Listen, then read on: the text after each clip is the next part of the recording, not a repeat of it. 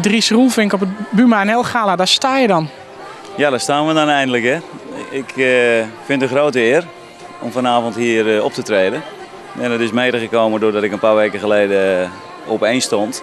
Dus het was eigenlijk een last minute boeking van de Buma. En we hebben ook wel een leuke actie opgestart via Twitter. Om het gewoon te vragen van jongens, probeer die plaat te downloaden.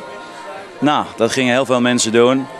Toen heb ik nog eens de Gay Pride geopend in Amsterdam. Toen kregen we weer een grote groep mee. En ja, dat hij uiteindelijk op 1 binnenkwam, dat hadden we niet verwacht. Ik verwachtte wel een top 10 plaat.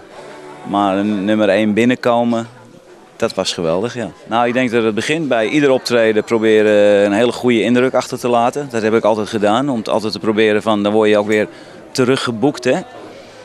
En daarnaast is het toch belangrijk, hoe ga je ook om met de media, hè. Je zal in ieder geval, als je bijvoorbeeld een plaat maakt, zal je ervoor moeten zorgen dat heel Nederland weet dat hij er is. Gisteren was er ook weer redelijk veel pers bij mijn huwelijk aanwezig en ik had daar ook wel op gehoopt.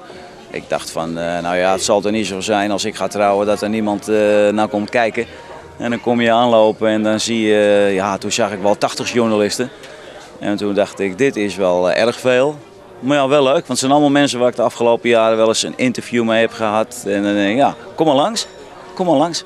Ja, de ringen die zijn ingegraveerd. Dat was meer een grapje van de juwelier. Die belde me 1 dag van tevoren. Hij zegt, zal ik het erin zetten, die titel? Je bent op 1 binnengekomen, alleen door jou.